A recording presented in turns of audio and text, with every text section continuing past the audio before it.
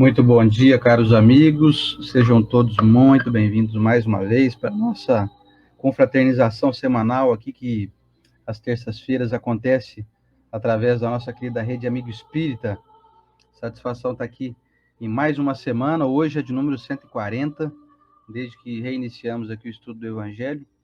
E é uma grata alegria sempre poder compartilhar essa horinha juntos aqui, porque juntos nós somos mais fortes, né? Parece meio clichê, mas é a grande realidade. Quando nos unimos, fica tudo muito mais fácil, fica tudo muito mais. Não vou nem dizer que é tão fácil, vou complementar, assim. Nós não precisamos de esforços tremendos quando semelhantes a quando estamos sozinhos, né? Você vai participar de uma grande jornada aí, se você estiver acompanhado, você confraterniza, você troca ideias, um se apoia no outro, então um dá suporte para o outro. Agora, experimenta fazer uma grande jornada sozinho para você ver. É mais difícil. Então, nesse clima de compartilhamento de oportunidades, eu dou aqui minhas boas-vindas a vocês, desejando que possamos aí passar por esses momentos agradáveis e visualizar, vislumbrar mais uma terça-feira, onde nós aqui em busca de conhecimento libertador vamos encher um pouquinho mais o nosso potinho com as moedinhas divinas, né, do conhecimento, da boa prática, e quem sabe a gente transformar isso em prática, que é o nosso objetivo primordial, né?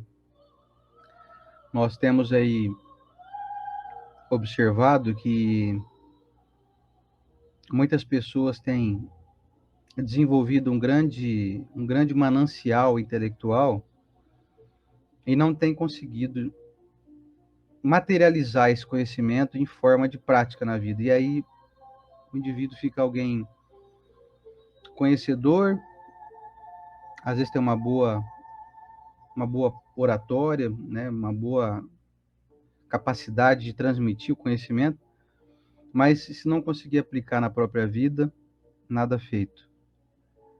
Você se torna alguém assim, um vaso bonito, mas que não carrega nada dentro.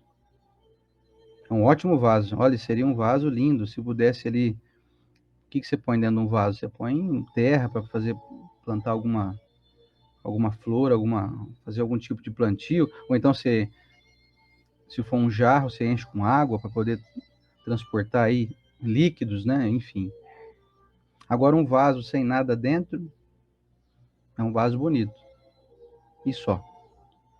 Então, desejando que nenhum de nós sejamos vasos bonitos e improdutivos, eu dou início aqui essa manhã, e agradecendo aqui a companhia de vocês, agradecendo aí a nossa Rede Amigo Espírita por nos dar esse apoio, nos dar esse espaço aqui, já aí há alguns anos. Essa semana passada nós comemoramos aí 7 anos de terças-feiras ininterruptas. Então, desde 13 de setembro de 2016, eu e a Estela iniciamos aqui vamos dizer assim, um projetinho despretensioso, apenas de levar um pouco mais da doutrina espírita para os lares aí, para as pessoas que desejem fazer da sua vida uma vida de conhecimento, uma vida de veiculação íntima, né, dessas informações que o Evangelho nos oferece, transformando mentes, transformando ambientes, porque você passa a ser visitado pelos benfeitores quando você realiza assiduamente o Evangelho no lar. Então aqui é apenas uma amostra para que você então faça na sua casa também, em outro dia, em outro horário. Essa semana tivemos a alegria de encontrar uma amiga lá de Mirassol que disse que anota tudo que a gente fala e depois ela faz o Evangelho com a família dela lá também. Então é muito interessante, porque você passa a ser visitado, né, por benfeitores. Quando você realiza o Evangelho no lar, você não está sozinho, você passa a nunca mais estar sozinho. Bom, sozinho nós não estamos, nenhum de nós, mas estando na presença de amigos espirituais que, observando o teu esforço, passam a te assistir moralmente, espiritualmente, a tua vida vai dar uma grande guinada. Então, Fica aí essa dica de você apenas não somente ouvir, assistir aqui a nós, mas de levar aí no seu cotidiano esse conhecimento, essa prática e transformar a tua vida, transformar o seu ambiente aí, o seu lar, sem dúvida nenhuma. Ah, Alexandre, o pessoal manda recado para nós assim, ora por nós aí, ou então vocês não podem vir fazer um evangelho aqui em casa, isso o pessoal que mora aqui na nossa cidade, né? A gente até vai, mas se não houver continuidade, não houver assiduidade, disciplina, não tem negócio, sabe? Não vai funcionar direito. Então a gente faz esse lembrete aqui de vez em quando. Assista aqui, participe conosco, mas não deixe de fazer o evangelho no seu lar, com a sua família, com a sua horinha marcada, com a sua jarrinha com água, com a abertura que você faz do evangelho aleatoriamente, que eu acho que é mais importante do que a gente faz aqui, um estudo sistematizado na sequência, mas o ideal é você abrir aleatório, porque a espiritualidade sempre providencia que você abra, melhor dizendo, o evangelho em um local onde haja necessidade da sua observação, do seu olhar mais criterioso. Então tá tendo muita desavença aí na tua casa, de repente vai sair aí uma lição aí conveniente com essa dificuldade que você está tendo aí. Então, hoje, por exemplo, nós vamos falar sobre a fé religiosa, condição da fé inabalável. E então, para quem aí está meio titubeante, será que eu não sei se eu acredito em Deus, mas não sei se é bem assim, se a coisa é desse jeito. Então, quem sabe aí não vai abrir bem nesse capítulo aqui 19 do Evangelho, né? Vamos então dar início aqui ao nosso estudo de hoje, começando com os nossos bons dias. Vamos ver quem chegou primeiro aqui, a nossa querida Edna Noni. A Edna deu uma madrugadinha hoje, hein, Edna? 6h05 da manhã, olha só. Ontem, 6h05, eu já estava fazendo caminhada aqui em Rio Preto. Edna, um abração para você. Logo mais nós estamos juntos, hein? Daqui a pouquinho aí. Um beijão para você, para o meu amigo Zé Carlos. Bom dia para Rosa Catarina Barbosa dos Santos. Bom dia para o nosso querido Jorge Miyashiro. Outro dia me perguntaram assim, por que você fala que você vai na casa das pessoas depois? O que você faz, né? Aí eu pensei, nossa, é verdade, eu acho que as pessoas todas me conhecem há muito tempo, mas não, né? Eu sou fisioterapeuta e acupunturista, então eu atendo pessoas na casa delas aqui em Rio Preto. E a Edna e o esposo dela são um dos meus pacientes, né? Que eu visito semanalmente, e a Edna, ocasionalmente, eu vou às terças-feiras. Então, o pessoal aqui de Rio Preto, cidades vizinhas, eu vou atender as pessoas na casa delas, com a chamada auriculoterapia, aquela acupuntura auricular, sabe? Aqueles cristalzinhos que a gente coloca na orelha, e eu trato de qualquer problema de saúde que a pessoa tiver. Aproveitando fazer uma propagandinha minha aqui, né? Que eu não sou bobo também, né? Se você quiser me receber na sua casa, eu vou ficar muito satisfeito em poder te atender. Só me chamar no privado aqui, tá bom? Vamos para o nosso momento da oração? Vamos lá? Para dar início ao nosso estudo de hoje? Tá muito bacana, hein? Vamos falar sobre a fé religiosa. Vamos lá. Senhor Jesus Cristo, divino amigo, renovando aqui os nossos contratos mentais contigo. Desejamos que essa manhã possa ser mais uma daquelas produtivas de confraternização e de veiculação da tua mensagem, não somente nas nossas mentes, mas especialmente aquelas que passam a permear o nosso coração e fazem com que nós desejemos colocar em prática aquilo que nós ouvimos, aquilo que nós lemos. Com isso, nós vamos modificar a nossa vida, o nosso entendimento, passando a encontrar mais felicidade, porque a prática das tuas lições não é nada mais do que a prática daquilo que nós estamos fadados a desenvolver e veicular em nossas existências pela eternidade. Sabendo de que nós estamos trilhando então o bom caminho, mestre, nós damos aqui as boas-vindas aos nossos amigos nessa manhã, desejando que possam todos encontrar soluções, abraçando também aqueles irmãos que nos assistem em outro momento, que possam se sentir nesse momento estando aqui conosco, mesmo que não tenha sido possível estar aqui ao vivo. Que todos, onde quer que estejam, mundo afora, em especial os nossos irmãos lá do sul que ainda sofrem com as chuvas que ainda estão presentes naquele local, tem trazido grandes dificuldades a esses irmãos, que possam de algum momento ficarem livres dessa tristeza que estão passando lá. Sem dúvida nenhuma, os benfeitores estão agindo e providenciando que todos possam ser aí socorridos. E nós desejamos reforçar com a nossa parte, com a nossa colaboração, que essa nossa vibração de que tudo possa se resolver chegue até esses irmãos.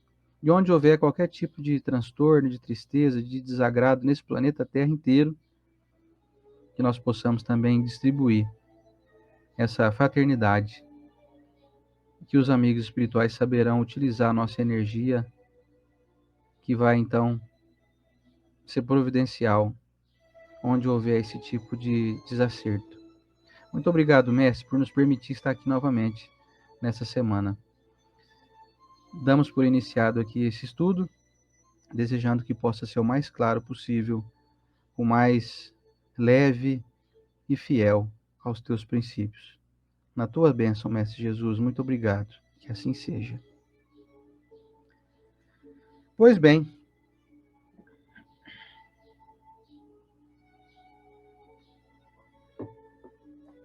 bom dia também para Cris Santana, minha amiga que acabou de chegar aqui, para Carla Medeiros, o Lamartine Noronha, Maria Zanforlin também chegou aqui agora. O pessoal tá chegando aí, gente, tá aquecendo os motores aí, hein? E é isso aí, vamos então para nossa... Eu trouxe hoje para nossa leitura complementar esse livro aqui maravilhoso chamado Passos da Vida. Chico Xavier e Emmanuel e amigos. Hoje a mensagem que eu trouxe é de número 15. Se chama A Felicidade. Quem aí não está em busca de felicidade, né? E ele começa dizendo assim, ó, vamos ver quem que é o espírito, que é o Emmanuel. Ele diz assim, ó: a felicidade não está no dinheiro, porquanto a cada passo surpreendemos irmãos nossos investidos na posse do ouro a se confessarem desorientados e infelizes. Importa reconhecer, porém, que o dinheiro, criteriosamente administrado, transfigura-se em poderosa alavanca do trabalho e da beneficência, resgatando lares e corações para a vida superior. A felicidade não está na inteligência, visto que vemos em toda parte gênios transviados, utilizando fulgurações do pensamento em apoio das trevas. Urge anotar, no entanto, que a inteligência aplicada na sustentação do bem de todos será sempre uma fonte de luz. A felicidade não está na autoridade humana, de vez que habitualmente abraçamos criaturas altamente revestidas de poder terrestre, carregando o peito esmagado de angústia. É necessário observar, todavia, que a influência pessoal em auxílio à comunidade é base de segurança e fator de harmonia. Então percebam que a felicidade, para poder funcionar, ela tem que estar envolvida com o bem, né? Senão você tem posse de dinheiro, de inteligência, de poder, mas se torna tudo casa construída na areia, né? É planta sem raiz. Primeiro ventinho que der, leva embora. Muito bem lembrado pelo nosso querido Emmanuel. Livro Passos da Vida, capítulo 15. Óbvio que eu li só metade dele, tá, gente? Se você quiser ler o restante aí, pesquise aí. Passos da Vida, capítulo 15. A felicidade, tá? E hoje, então, dando sequência aqui ao nosso Evangelho número 140, dando visibilidade aqui à nossa leitura semanal desse livro vital, talvez o livro mais importante dessa nossa existência. O livro traz as elucidações mais significativas. O Evangelho segundo o Espiritismo, capítulo 19, A Fé que Transporta Montanhas, itens 6 e 7, a fé religiosa, condição da fé inabalável. Um abraço também para o meu amigo Luiz Fernando Volpe, que acabou de chegar aqui, para o Xavier Cruz, meu amigo querido, da nossa querida Jaci. Um beijo para cada um que chegou aqui agora. Quem não teve o seu nome falado aqui no início, me perdoem. Então receba um abraço especial se você não teve o seu nome citado aqui, tá? Vamos lá então, gente. Quem que me acompanha na leitura aí? A fé religiosa. Condição da fé inabalável. No seu aspecto religioso, a fé é a crença nos dogmas particulares que constituem as diferentes religiões, e todas elas têm os seus artigos de fé. Nesse sentido, a fé pode ser raciocinada ou cega. A fé cega nada examina, aceitando sem controle o falso e o verdadeiro, e a cada passo se choca com a evidência da razão. Levada ao excesso, produz o fanatismo. Quando a fé se firma no erro, cedo ou tarde desmorona.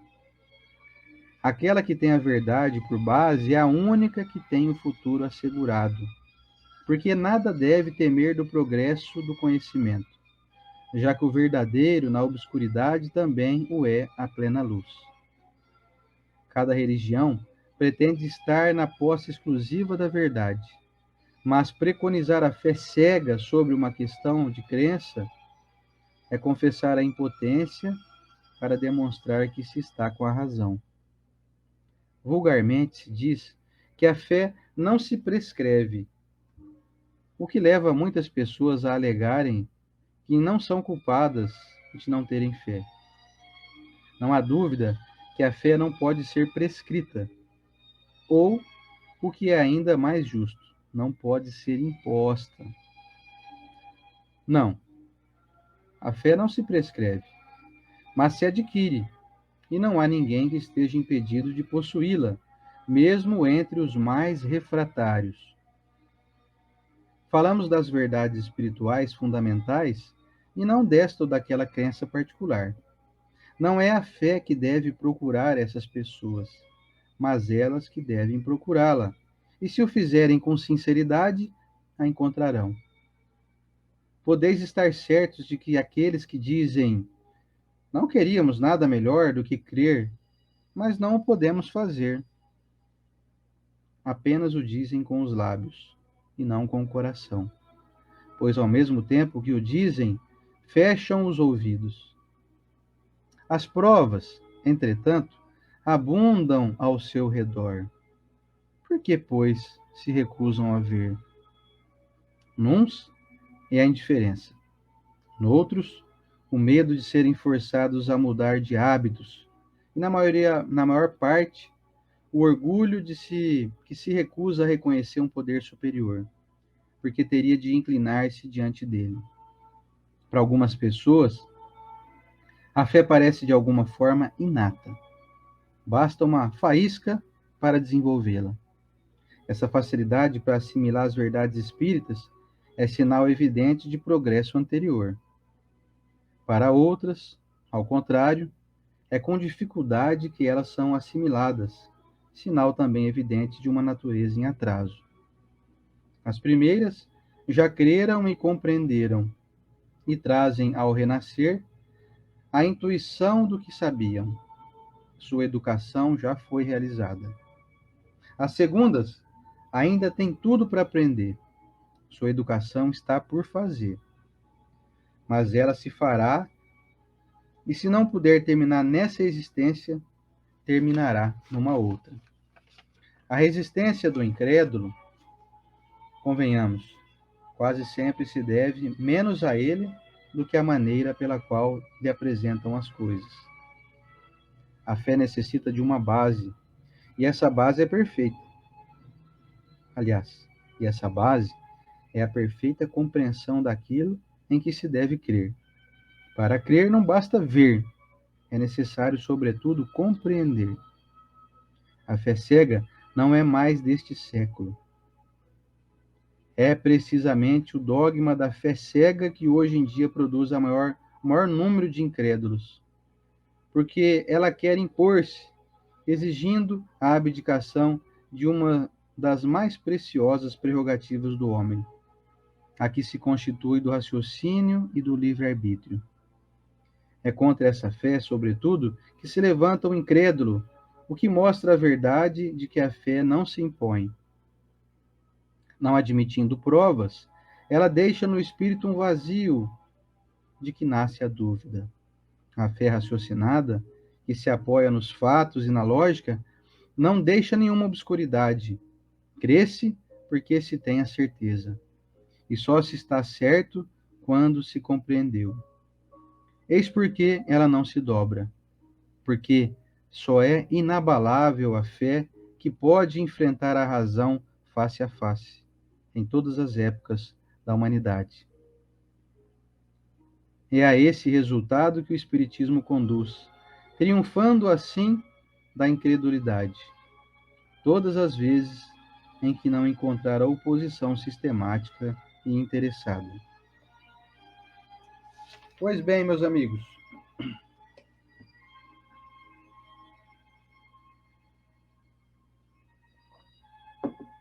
primeiro eu começo dando um resuminho de antemão do que nos traz essa mensagem de hoje.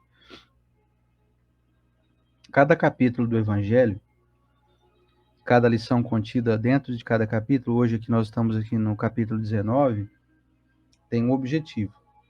O de hoje, falando de fé religiosa, é para fazer uma distinção entre a chamada fé cega, aquela fé que você teve como uma imposição, você tem que crer porque é assim que fizeram aqui, é assim que foi estabelecido, então você tem que acreditar que é assim e acabou.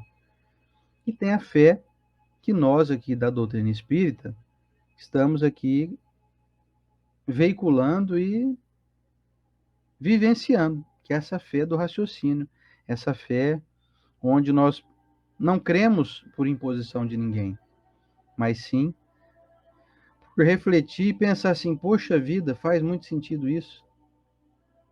É essa que faz o nosso coração ter a sensação de que nós estamos no caminho certo.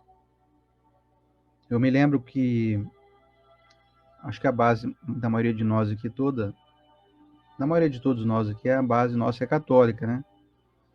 E quando eu era menino, eu frequentava a igreja católica, porque meus pais iam, meus avós, né? Minha família, de um modo geral, frequentava a igreja católica, inclusive meu pai frequenta até hoje. E tô vendo minha amiga aqui, a Fátima Salis, pedindo orações, está dizendo que está internada. Ô Fátima, seja abençoada aí, viu, minha amiga? Você tá em ICEM aí, né? Um beijo para você, viu? Que você fique boa logo. Depois você me chama aqui no WhatsApp, tá? Pra gente conversar. Voltando então, eu quando menino, eu cheguei a ser coroinha até do padre, de usar batina e tudo. E aqui, não querendo fazer nenhum tipo de leviandade, não querendo cometer nenhuma leviandade contra a Igreja Católica, mas eu me lembro que era muito agonizante para mim, era muito angustiante, melhor dizendo, trocando a palavra, corrigindo aqui o termo. Era muito angustiante imaginar o céu e o inferno para mim. Porque a Igreja Católica diz isso, né? Você, ou quando morre, vai para o céu, ou vai para o inferno. E eu tinha medo de ir para o inferno. Eu era menino pensar, meu Deus, se acontecer um acidente comigo, sei lá, se eu morrer agora, eu não sei, talvez eu vá para o inferno, eu não sei, eu não me achava um menino muito bonzinho, assim, aquele menino manso, né? Angelical. Eu era meio arteiro, né? Então, né? E todo mundo falava para mim, ah, mas você é muito arteiro, você não para um segundo e tal. E eu pensava, era automático, se eu morrer, eu tô pego, tô no limbo, literalmente. E aí, conforme eu fui ficando adolescente, lá por volta dos 14, 15 anos de idade, eu comecei a ficar meio desgostoso de ir na igreja, porque aquilo me desagradava, sabe? Eu ficava meio angustiado, assim, sabe? Então foi aí que começou a desenvolver o meu senso de raciocínio. Foi aí que eu comecei a perceber que a fé que eu estava ali inserido não era raciocinada. Era algo que me deixava assim, eu tinha que crer que era assim. Céu, purgatório ou inferno. Um dos três, aí você vai ficar. Aí eu pensava ainda assim, eu tinha, assim, moleque tem umas ideias, né? Eu pensava assim, gente, e se eu for pro purgatório, hein? É um lugar que tá perigando eu pegar e escorregar pro inferno. E eu posso então ficar no purgatório um tempinho até para ver se eu vou ter uma permissão ali de entrar no céu, né? Quer dizer, é um período ali, você fica ali refratário, você fica ali em stand-by, ó. Se você bobear, você escorrega para baixo. E se você desenvolver um senso aí mais de bondade, nesse período de ficar ali no purgatório, talvez você possa ser promovido aí para o céu. Então, isso não me convencia, me deixava um pouco chateado, sabe, essa informação. E quando a gente é criança, adolescente ali, né, menino, não tinha aquela audácia de chegar e conversar com o padre, assim, sabe? Eu ficava meio, o padre era uma entidade para mim, né? Era alguém que eu admirava, que eu ficava ali, assim, profundamente respeitoso, né? Com a presença, era quase como, sei lá, era uma entidade. O padre é para mim, né? Sempre foi alguém, assim, inviolável, né? Alguém que tem uma hierarquia assim muito acima de mim e tal. Eu não ousava jamais questionar o padre naquela época, né? E aí, por volta dos 14, 15 anos de idade, a gente começa a ficar adolescente, começa a namorar. Comecei a me distanciar mais, assim, ia pouco à igreja. Meu pai me cobrava e falava: vamos na missa hoje? Ah, pai, não tô afim, não. Meu pai até ficava um pouco aborrecido comigo na época, né? Ah, você tem que ir e tal. E, e aí passou o tempo, comecei a fazer faculdade.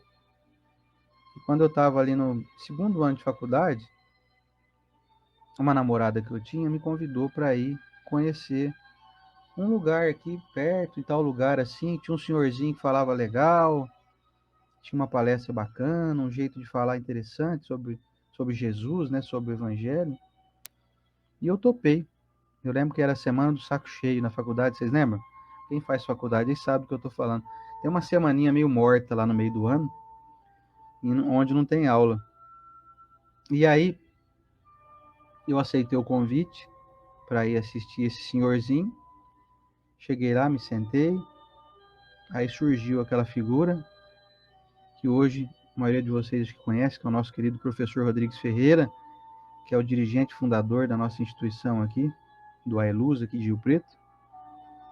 E ele, daquele jeito simples dele, mas com grande profundidade, com grande conhecimento doutrinário, começou a expor algum tema, que especificamente eu não lembro qual, mas em 10 minutos, assim, eu já pensei assim comigo: é nisso daí que eu acredito. Não tenho dúvidas que isso que esse homem está falando é real, porque faz todo sentido. Então eu digo que naquele dia, foi mais ou menos em 2003, acho que foi em 2003, esse ano está fazendo 20 anos que eu estou lá. Daquele dia em diante, nunca mais eu deixei de frequentar o AELUS. Nunca estive em outro centro, nunca deixei o AELUS para começar a frequentar outro lugar, nada, nunca. 20 anos ininterruptos. Porque houve um despertar da minha chamada fé raciocinada. Ele começou a falar e inclusive ele tocou um pouco no assunto dessa questão do céu e inferno. Ele falou: céu é um estado de espírito, inferno é um estado também de espírito, mas que é passageiro. Ninguém está fadado à eternidade, ficar no inferno. Eu falei: é isso mesmo, é isso aí, gostei. Porque eu não quero ficar no inferno para sempre, né? Eu sempre achei uma pena muito desproporcional, né? Falei: caramba, eu sei lá, um pouco eu vivo há 100 anos aqui na Terra. Eu fiquei 100 anos aí fazendo coisa errada, né? Por minha ignorância, ou pela minha imprudência, ou pela minha maldade mesmo. Poxa, será justo eu ficar a eternidade no inferno? Eu acho que seria mais justo, então, dar uma pena equivalente, né? Fiquei 100 anos fazendo coisa ruim aqui na Terra.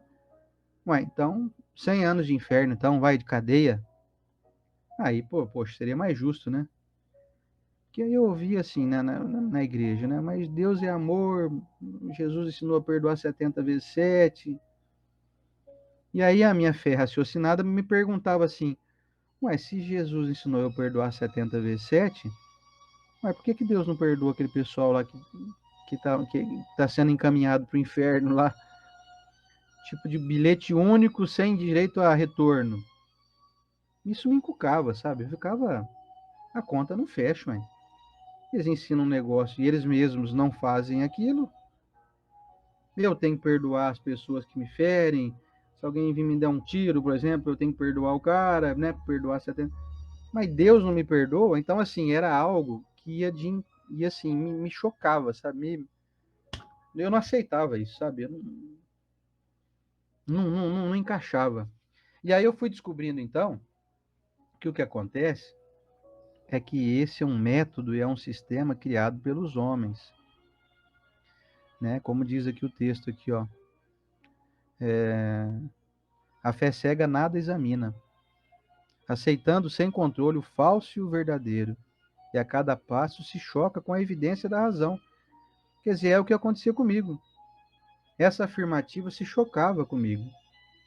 Meu Deus, a minha razão não permite que eu aceite que existe o inferno.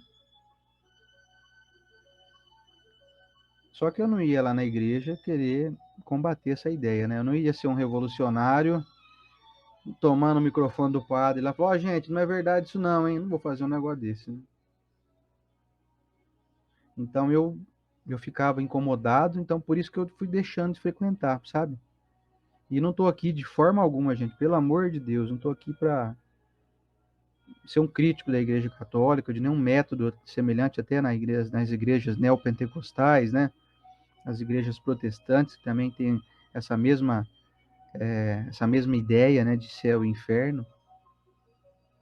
E aí depois, ouvindo então o professor Rodrigues naquele dia, que foi a primeira vez que eu tive lá no Ailuz, eu me convenci assim instantaneamente. Foi como virar uma chave em mim. Assim,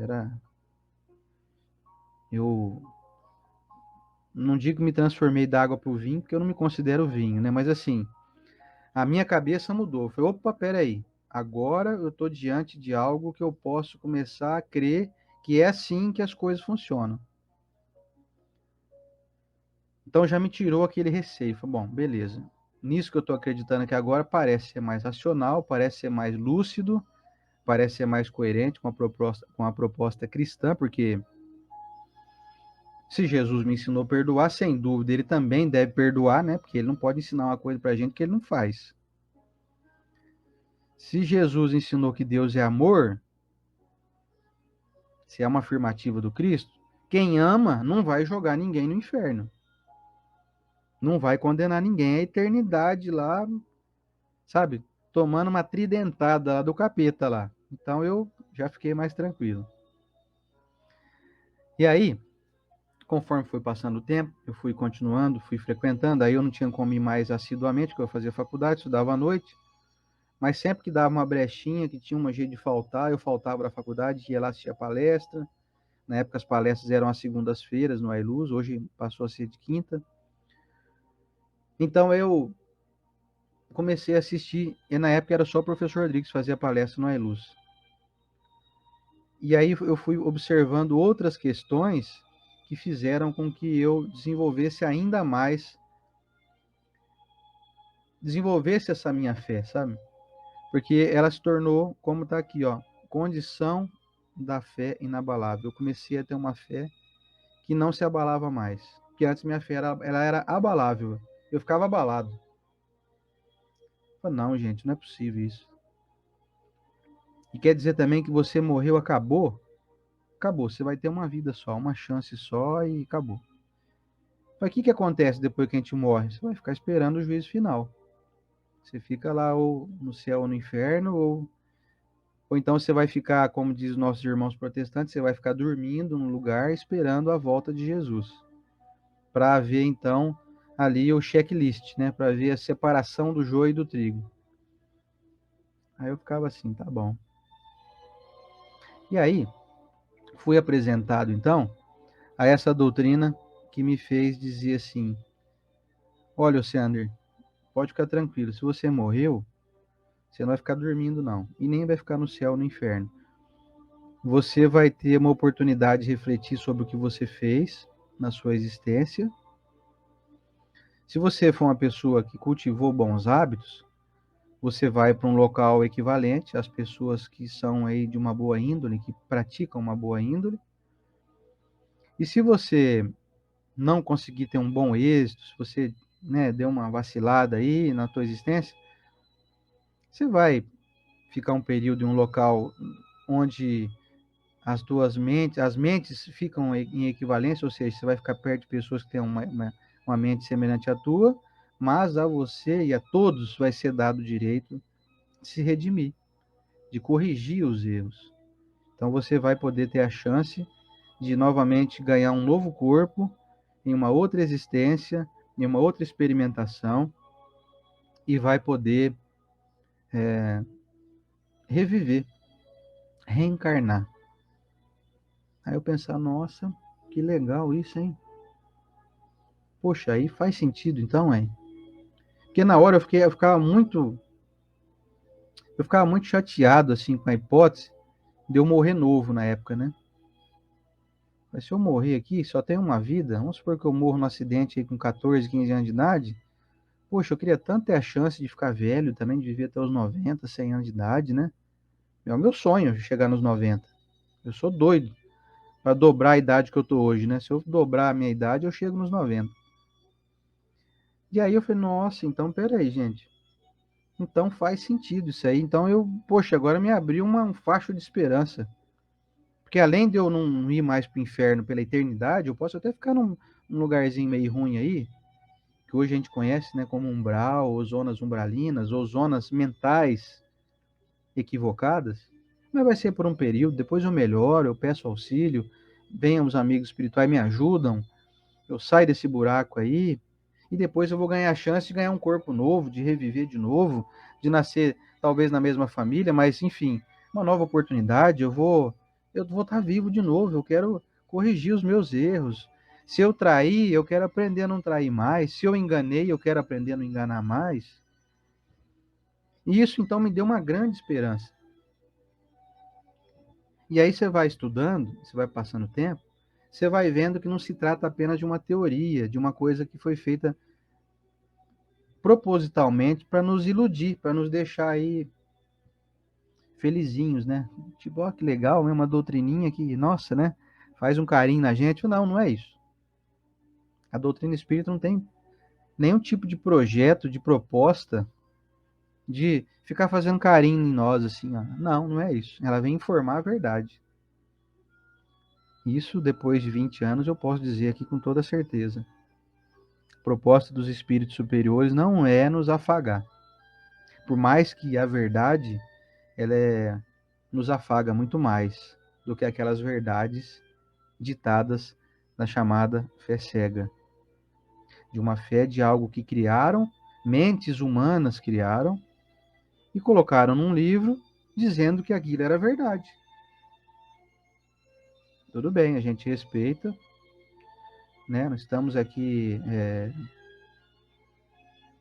aqui em busca de descredibilizar, né, nenhum livro sagrado, mas assim, existem coisas escritas lá que para mim são absurdas, completamente inaceitáveis. Por isso que me encantei por essa doutrina que me fez fortalecer minha fé, então. Foi uma fé onde a religião, que nós não consideramos doutrina espírita como religião, mas ela começou a trazer, então, esse raciocínio, essa potência, sabe? Eu me senti potente na hora que eu comecei a vislumbrar essas novas alternativas e que me convenceram pela razão do bom senso, meu Deus do céu. Se nós humanos aqui tentamos desenvolver bom senso em tudo que a gente faz, será que quem criou o universo não tem esse bom senso? Será que tem um humano aqui com mais sabedoria, mais bondade do que Deus? Não é possível um negócio desse. A criatura nunca vai sobrepor, nunca vai superar o Criador. Nunca. Isso não vai acontecer jamais. Bom, vamos adiante aqui. Eu fiz alguns grifos aqui no texto para a gente observar aqui. Diz assim que preconizar a fé cega sobre uma questão de crença é confessar a impotência para demonstrar que se está com a razão. Quer dizer, eu confesso que, mesmo não tendo muito sentido, eu me vejo impotente, porque é o que está escrito no livro sagrado. Mas é assim mesmo? Você vai para o inferno mesmo? Morreu, acabou? Não tem negócio de reencarnação? Não, morreu, acabou. Mas você não acha que é muito injusto com crianças que nascem e ficam Um mês aqui encarnados. Não deu nem tempo do indivíduo aprender a falar, comer um chocolate, andar de bicicleta, mergulhar numa piscina, ir numa praia. Passou um mêsinho, já morreu, já acabou, não vai voltar mais. Ele vai ficar esperando o juízo final. Como é que o juízo final vai julgar uma criança que viveu um mês aqui? Os olhos não estavam nem maduros para conseguir enxergar ainda. A gente sabe que criança só passa a enxergar bem depois dos 3 meses, né? Uma criança que não conseguiu nem enxergar ainda vai ser julgado do quê? Meu Deus do céu. Então, meus amigos, essa mesma indignação que você está sentindo agora aí, junto comigo, de não aceitar um negócio desse, sabe? Não dá para aceitar isso. Essa mesma insatisfação com a afirmativa, se ela continuar ainda reticente ali, se ela continuar, melhor dizendo, trocando a palavra aqui, se ela continuar incisiva, não, mas é assim mesmo, e não tem o que fazer, tá escrito lá no livro e pronto, ponto final, você tem que aceitar. Essa é a chamada fé cega. Tá aqui, ó. Você confessa a impotência para demonstrar que se está com a razão. Então você deve ter presenciado isso de algumas vezes, quando você se depara com alguém de outra crença que demonstra que essa é a verdade, essa absurda de morreu, acabou, de céu e inferno, de não tem reencarnação, coisa nenhuma. Quando você começa a questionar, perguntando, mas será que Deus não seria mais bondoso se nos desse outras oportunidades de nos redimirmos dos nossos erros? Você não está afirmando, você está só perguntando. A pessoa fica meio sem graça. Mas sabe o que que é? É que está escrito na Bíblia lá e nós temos que aceitar, né? Então, causa um constrangimento aqui, ó. A pessoa acaba confessando a impotência diante de um fato, diante de algo evidente. Poxa, é evidente que Deus te ama, sabe? E aí continua aqui então o texto, ó. As provas, entretanto, abundam ao seu redor. Por que, pois, se recusam a ver?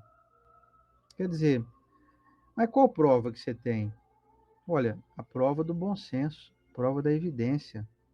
E aí, conforme passou o tempo, eu fui descobrindo que além de eu ter sido esclarecido sobre céu e inferno, sobre reencarnação, eu comecei a saber que as pessoas não morriam mais, morriam só os seus corpos. Qual que era a prova que eu tive disso?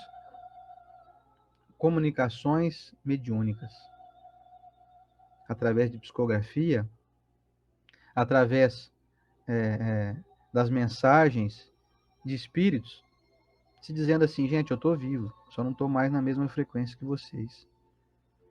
Então, se é um fato que você não morre, que teu espírito não morre, então ele está em algum lugar. Não estou vendo ele mais, mas ele está em algum lugar. E isso me deu uma grande força. Beleza, então, além de eu não ir para o inferno, eu ter chances infinitas de me redimir, de melhorar, de aprender, e eu não vou morrer nunca. Meu espírito não morre. Aí me salvou mesmo. Pronto, acabou. Encerra com chave de ouro. Posso morrer agora, morro feliz. Porque eu fui liberto de algo que me angustiava. Me angustiava. Eu via gente que eu conhecia, que eu amava, amigos, parentes falecendo. Eu pensava, gente, a pessoa está naquele caixão ali, acabou, então fica naquele jeito ali, então. Vai virar pó mesmo? A pessoa está ali mesmo? Nossa, gente, é muito angustiante você ter uma dúvida dessa. Você olhar alguém dentro de um caixão e imaginar que a pessoa está ali, não está. Hoje a gente sabe que não está mais. É igual você quando corta a sua unha, a unha já não te pertence mais. Então a unha passa a ser do mundo. Aí ela vai virar pó, vai virar adubo, sei lá. Corta o cabelo, né? Cortou teu cabelo aí.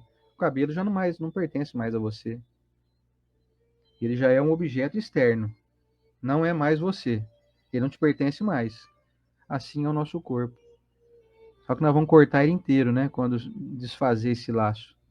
Então eu vou me desligar do corpo, como eu me desligo hoje de uma unha, de um cabelo, né? Como a gente se desliga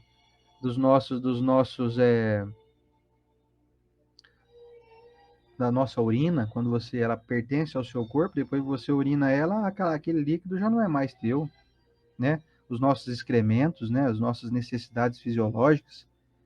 Quer dizer, você está a todo momento se despindo, se desmaterializando, né? Você está aí perdendo a pele, né?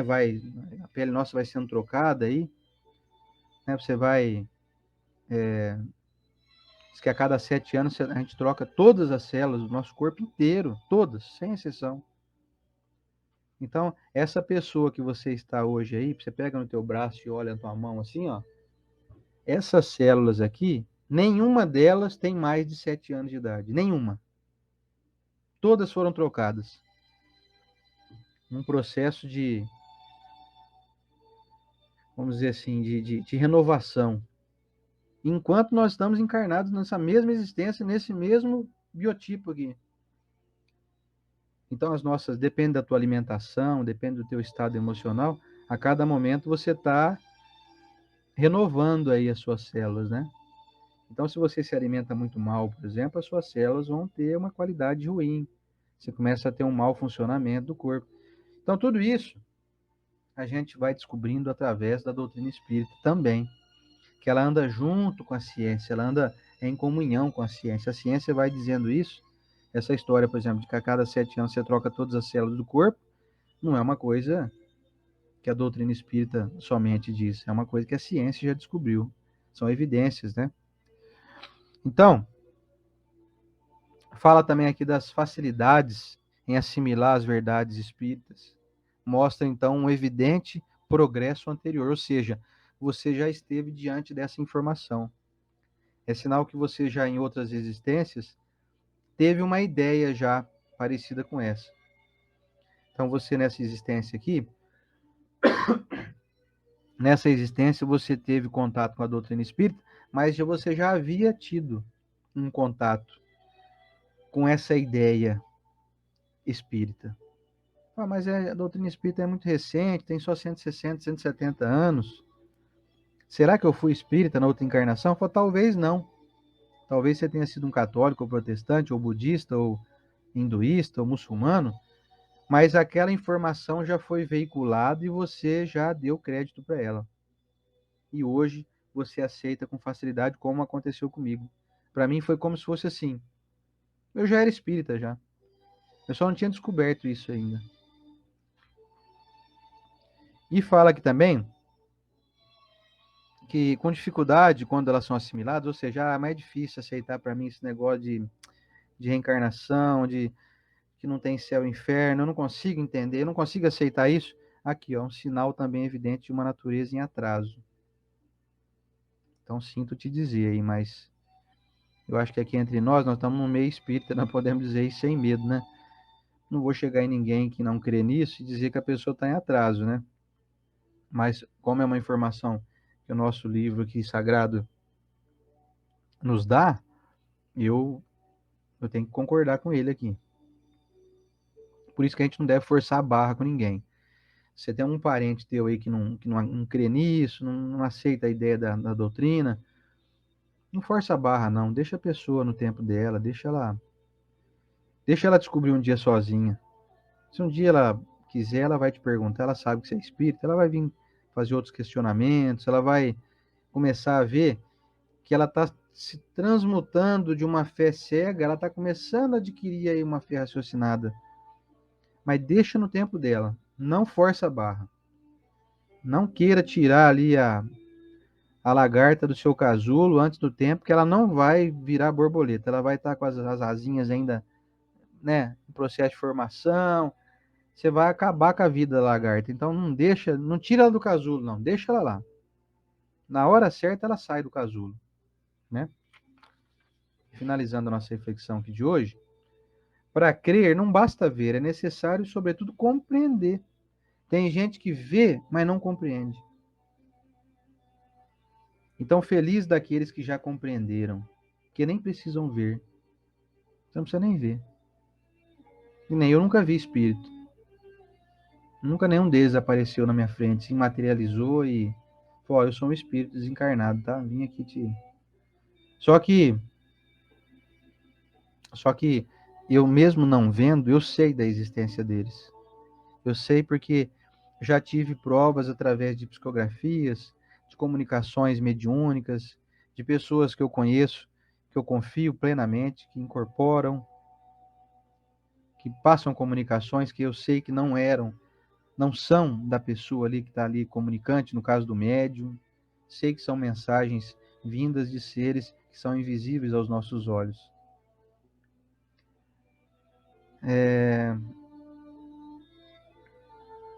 O dogma da fé cega, que hoje em dia produz o maior número de incrédulos, quer dizer, essa fé cega, essa fé sem raciocínio, como falamos há pouco, é o que faz muita gente que busca uma religião desanimar, sabe? A pessoa fala, não consigo acreditar nesse negócio de céu e inferno, não. Então a pessoa prefere, não crendo, se dizer ateia. Eu sou ateu, eu não aceito essas histórias aí, não. Eu prefiro não crer em Deus, porque a pessoa foi apresentada a ela um Deus incoerente, um Deus humano, um Deus que os homens criaram, não um Deus verdadeiro. Então a gente começa a descobrir assim que tem muita gente um dia que vai se converter aí na chamada incredulidade, do ateísmo, vai se converter a essa mensagem que a doutrina espírita nos dá, porque ela é absolutamente fidedigna a uma coerência, a um raciocínio lógico, a uma bondade, a um Deus bondoso, como a gente crê que é um Deus, né, um Deus capaz, um Deus justo, bondoso, né? Agora o pessoal apresenta aí um Deus maligno, um Deus vingativo, um Deus que, segundo consta no livro de Apocalipse, você pode ir lá ver. Chegado o juízo final, quem não foi bom vai ganhar uma pedra de granito de 30 toneladas na cabeça. Você vai ser esmagado mesmo, triturado. Você vai virar uma panqueca. Aí você pensa, poxa vida, mas que bondade é essa? Jesus vem e fala que Deus é amor, e Deus joga uma pedra de 30 toneladas na minha cabeça? Então, assim, as pessoas se tornam incrédulas porque esse é um tipo de coisa que você não consegue digerir, sabe? Você não aceita isso daí. Demonstram uma divindade vingativa, maligna, que você é obrigado a me seguir, você é obrigado a beijar minhas mãos aqui, beija minha mão aqui, beija meus pés, ofereça ovelhas, mate novilhos, construa carneiros aí, ovelhas douradas. Deus tem que ficar sendo bajulado, ele não é muito autoconfiante, não. Será que ele precisa tanto ser bajulado assim? Deus muito vaidoso, né? Então, assim, esse tipo de afirmativa passa a ser algo que beira quase que ao ridículo. E quando apresentado dessa maneira a pessoas que não têm conhecimento religioso nenhum, as pessoas preferem não acreditar. E aí aumenta-se, então, consideravelmente o número de incrédulos, porque elas se recusam a crer em algo quase que infantil, para não dizer a palavra bizarro. Não vou crer em algo bizarro. Para finalizar, gente, vamos ver aqui. Então, essa chamada fé cega é assim, ó, não admitindo provas, ela deixa no espírito um vazio de que nasce a dúvida. Você começa a ficar chateado, e é o que eu sentia, é esse vazio aqui. A fé raciocinada, que se apoia nos fatos e na lógica, não deixa nenhuma obscuridade. Cresce porque se tem a certeza. E só se está certo quando se compreendeu. Quer dizer, eu passo a não ser mais alguém que crê, eu já passo a vivenciar, eu tenho convicção. E você acredita em reencarnação? Falo, não acredito, eu tenho certeza. Não vira, eu passo a ser alguém que deixo de ter dúvidas ou deixo de ser apenas um crente para ser alguém com convicções mais fortalecidas, com convicções mais pujantes, com provas mais irrefutáveis. Porque a razão me diz isso. Você acredita em reencarnação? Eu falei, não, eu não acredito, porque para eu acreditar, teria que ser algo que eu fui convencido. Uma ideia assim, é uma ideia filosófica que alguém me impôs ou que me colocou e eu, então acho que eu acredito nisso. Não, não é só isso mais. E eu passo a ter um olhar de certeza, de convicção. Então eu deixei a fé. Eu deixei de ser algo, eu deixei de vivenciar algo que apenas pairava assim na minha mente, uma nuvem. Não, é algo que eu posso tocar. É uma coisa que eu vejo, observo, sinto e creio profundamente, me levando a uma certeza, a uma convicção que faz com que eu possa hoje dizer que tenho sim uma fé inabalável nisso. Aliás, eu acho que pensando bem, nós estamos em busca, né, de ter uma fé inabalável, né? De vez em quando a nossa fé se abala um pouco, né? A gente vê muita coisa acontecer no mundo em que a gente não entende claramente, porque nós não temos a sabedoria divina, né? Não somos possuidores da sabedoria divina. Então você vê tragédias, como por exemplo aconteceu no Rio Grande do Sul, você vê alguma coisa ligada à política que te deixa chateado, você pensa, meu Deus, onde tem bondade nisso? Onde tem justiça? Cadê aí o facho divino para dar uma ajuda aí? Mas a gente não enxerga um contexto geral, né? Nós não enxergamos as existências pretéritas, então a gente pode ficar com a fé abalável quando nós não temos um conhecimento, uma visão mais macro, sabe? Quando a nossa visão ainda é muito micro, é muito pequenininha, muito olhada do microscópio assim, a gente não entende mesmo. Se a gente olhar um contexto geral, a coisa muda. E eu gosto muito dessa frase aqui, que eu não podia deixar de novamente citar ela, que diz assim, ó: só é inabalável a fé que pode enfrentar a razão face a face em todas as épocas da humanidade. Sabe qual fé vai poder enfrentar a razão face a face em qualquer época? Daqui 5.000 anos, daqui 30.000 anos? A doutrina espírita, que não nos ensina rituais, não nos ensina dogmas, nos ensina a racionalidade de fazer o bem ao outro, de viver de uma forma harmônica, de não prejudicar ninguém, de viver o que Jesus ensinou, que é atemporal, que serve aqui na Terra, serve em outros mundos, serve em qualquer lugar do universo. E sempre vai servir. Então, essa é inabalável, essa é a fé inabalável. Aquela que encara a razão face a face em qualquer época da humanidade. Quer dizer, daqui 1.000 anos, será que nós vamos estar falando disso ainda? Fala, vai. Vai porque uma doutrina que te ensina a ser bom, ela nunca vai ficar desatualizada, ela nunca vai ser ultrapassada. Então, essa sim é uma fé que é inabalável. Ela não muda, ela é imutável, ela não vai...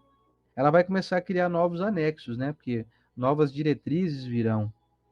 É uma doutrina que tem essa capacidade de ir se adaptando e ir se modificando e recebendo novos anexos ao longo dos milênios, que como vai acontecer, por exemplo, a doutrina espírita de Allan Kardec, a doutrina codificada por Kardec, recebeu incontáveis, inúmeros anexos pelo Chico Xavier, através da sua obra, de uma moral absolutamente incontestável,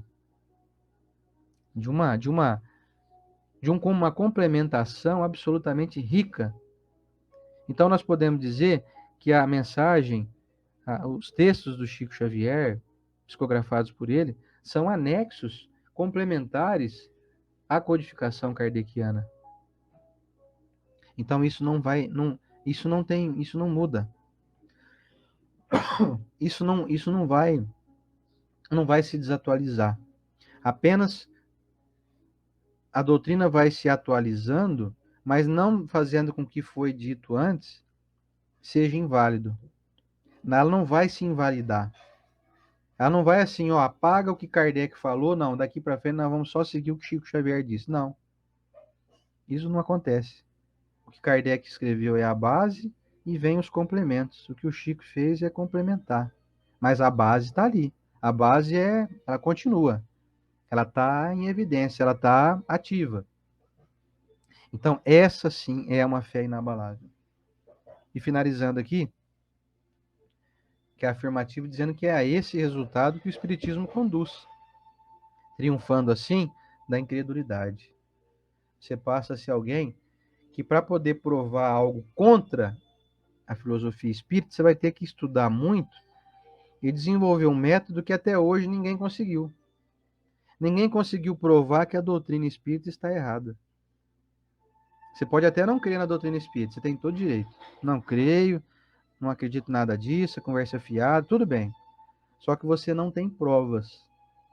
Não, a humanidade já tentou de tudo já para tentar contradizer essa ideia espírita. Não conseguiram até hoje. Nem a ciência conseguiu provar, por exemplo, que a reencarnação não existe. O que a ciência tem feito é provar que a reencarnação existe, através de múltiplos estudos e métodos que vêm cada vez mais triunfando e comprovando que o que a doutrina espírita disse no século XIX sobre a reencarnação, hoje já se torna uma evidência irrefutável. Quantos casos de pessoas que lembram das encarnações passadas? Inúmeros, milhares, mundo afora. Então você passa a estar então inserido em uma doutrina que até o momento não houve nenhum tipo de contestação com provas. Você pode não crer, você não consegue provar. Se você provar que é mentira isso tudo, se houver aí um estudo sério feito e que prove que a doutrina espírita é conversa fiada, eu vou começar a andar junto com você, porque eu quero sair fora de algo que me engane. E eu também estou fora. Eu abandono na hora.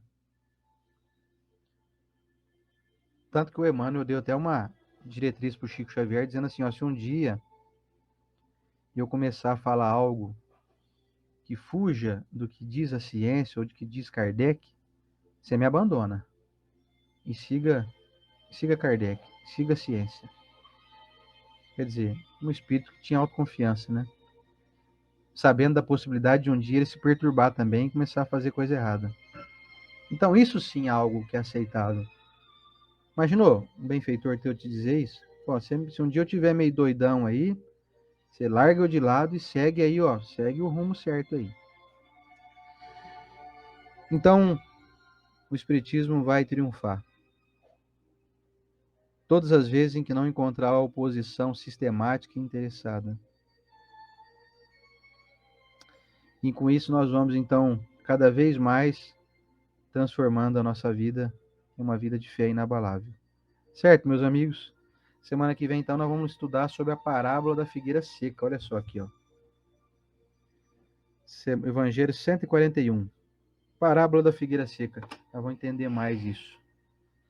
Mais uma das parábolas de Jesus, né? E eu vou convidar, então, você para a gente finalizar aqui, que a nossa hora já foi, o nosso momento da oração. Vamos lá?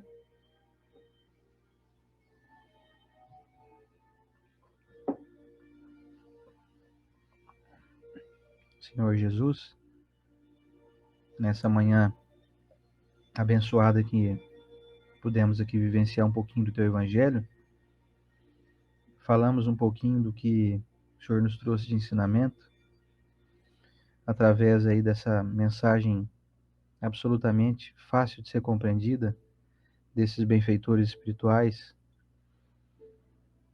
que delegaram a Allan Kardec essa mensagem que nos esclarece, nos elucida. Nós te agradecemos muito por abrir os nossos olhos, os nossos ouvidos e as nossas mentes, transformando a nossa experimentação terrena em algo de muito mais inteligente apresentação, onde nós não nos sentimos mais no escuro, sendo guiados por cegos. Nós passamos então a não sermos mais cegos guiados por cegos. Hoje nós podemos dizer que começamos a abrir um pouquinho os nossos olhos, começamos a enxergar um facho de luz, mestre. De modo que saímos então automaticamente da cegueira completa. E passando a enxergar melhor e a ver melhor e a sentir melhor a vida, nós estamos aí nos direcionando nesse momento há uma ideia de que precisamos ser produtivos, precisamos servir mais as pessoas, precisamos conviver com mais harmonia, com mais fraternidade, buscando deixar de lado o interesse pessoal somente, e passando a enxergar o outro com necessidades também, alguém que também precisa se sentir feliz, precisa viver melhor. Com isso, nós passamos a não ser mais indivíduos que vivem nesse mundo de maneira egoística e passamos a cultivar mais felicidade, mais saúde em nosso campo vibratório. Desejo muito, mestre, que cada pessoa que está aqui hoje possa ter, nesse momento, sentido esse despertar e deseje muito colocar em prática uma força que sai de dentro de si, uma força libertadora que permite que nós sejamos mais ativos no bem. Que cada irmão aqui nosso presente, nesse momento, sinta-se fortalecido, abençoado, com a sua saúde física e espiritual revigorada, melhorada. Que aqueles que nos assistem em outro momento também recebam o nosso carinho, a nossa gratidão pela presença, pela gentileza, e que possam transmitir a quem lhes rodeia essa mensagem não somente falada, mas especialmente vivida, experimentada. Senhor Jesus, abençoe nós todos nesse mundo que caminhamos em busca de aprendizado, de felicidade, de saúde, que todos os nossos amigos aqui presentes possam experimentar a possibilidade de melhorarem, de receberem esse amparo. Muito obrigado, mestre, por nos permitir novamente estar aqui nessa semana. Te rogamos a permissão para que semana que vem estejamos aqui ainda melhores do que estivemos nas últimas vezes, para poder expor o teu evangelho de uma forma cada vez mais bem aproveitada, mais fiel, mais comprometida com a verdade. Na tua bênção, Mestre Jesus, muito obrigado por essa manhã. Obrigado aos amigos espirituais, incansáveis, abnegados e discretos. E obrigado, Deus, nosso Pai, que ainda por muitos milênios foi considerado um Deus ainda distante daquilo que ele realmente é. Obrigado pela paciência conosco. Desejamos continuar te enxergando assim, Mestre, como aquele Pai que nos ama profundamente. Na tua bênção, Senhor Jesus, muito obrigado, que assim seja.